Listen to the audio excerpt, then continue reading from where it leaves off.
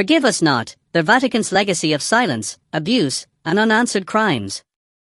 On a recent Monday, in the Grand Paul VI Hall of the Vatican, Pope Leo XIV addressed over 6,000 journalists and media workers in what was presented as a historic meeting with the press. Cameras flashed, translations whispered through earpieces, and the Pope spoke of transparency, love, and hope. But amidst the polished speeches and orchestrated optics, a gaping silence echoed through the hall. No one stood up to demand accountability for one of the darkest legacies of the Catholic Church, its decades-long concealment and enabling of child abuse by priests, and the systemic protection of those who committed these crimes. How is it possible that in a room of over 6,000 journalists, no one publicly asked, why does the Vatican still protect priest predators? Where is the question, why has the Holy See never issued a full, explicit, and humble apology to the victims, to the children raped, the sisters abused, the lives destroyed? A culture of cover-ups. The Catholic Church has been embroiled in sexual abuse scandals for decades. From the United States to Ireland, from Australia to Latin America, victims have come forward with harrowing stories of abuse. Many were children, altar boys, or seminarians. Others were young women in religious orders, particularly nuns, forced into silence under threats of damnation or exile. But the tragedy isn't merely that these abuses happened. The greater crime is that they were covered up, again and again, by bishops, cardinals, and popes, often with direct orders to prioritize the Church's reputation over the lives of the victims. The Vatican's default strategy has been one of deflection: move the priest to another parish, silence the victim with money, deny, deny, deny. Those who speak out are often met with stone walls and PR responses soaked in vague theological platitudes. The line, "we must forgive," has become a grotesque shield used by church leaders to avoid justice, to avoid facing the legal and moral consequences of what they allowed, or even orchestrated. Forgiveness without justice is hypocrisy. The Vatican often speaks about the need for forgiveness, a cornerstone of Christian belief. But forgiveness without truth is manipulation. And forgiveness without accountability is betrayal. How many victims have heard that they should let go, while the perpetrators were never punished? How many sisters raped by priests were excommunicated for speaking out, while their rapists continued to say Mass?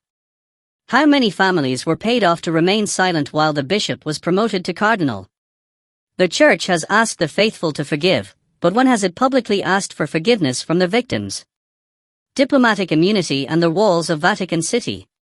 One of the reasons the Vatican has remained immune to prosecution is because it is not just a church, it is also a state. Vatican City, an independent sovereign entity created by the Lateran Treaty in 1929, grants its officials diplomatic immunity. That means cardinals and even ambassadors, nuncios, accused of abuse or cover-ups often escape prosecution by simply leaving the country or invoking their status as foreign dignitaries. This diplomatic status has become a moral loophole, a means to evade justice. How can a global religion preach humility and responsibility, yet hide behind legal immunity when it comes to the rape of children? A crisis of credibility. The world is no longer silent.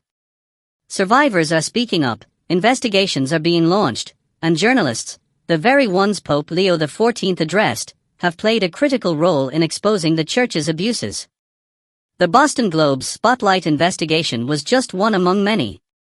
Yet the Vatican, for all its symbolism and ceremony, has not undergone a true reckoning. There have been internal commissions, hand-picked tribunals, and statements of sorrow, but where are the prosecutions? Where are the resignations of bishops who covered up crimes?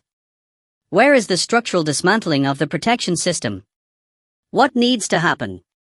It is time for real change, and that means ending diplomatic immunity for clergy accused of abuse. Opening all Vatican archives related to abuse cases, regardless of date.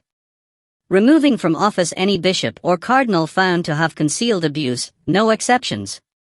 Establishing a permanent, independent tribunal composed of laypeople and survivors to investigate abuse. Issuing an official, public, and unconditional apology to every victim, with reparations not just in money, but in policy and punishment. A final word: the silence must end. The Vatican cannot continue to cloak itself in holy robes while walking in shadows. It cannot call itself a moral authority when it has not cleaned its own house. Until it faces its crimes, fully, publicly, and with true humility, it has no right to preach to the world about sin, forgiveness, or virtue. To the 6,000 journalists who were in that room, your silence is noted. But it is not too late to ask the questions that matter. To Pope Leo XIV, the time for photo ops is over. The time for accountability has come. To the victims, the world hears you. And justice, though long delayed, must come.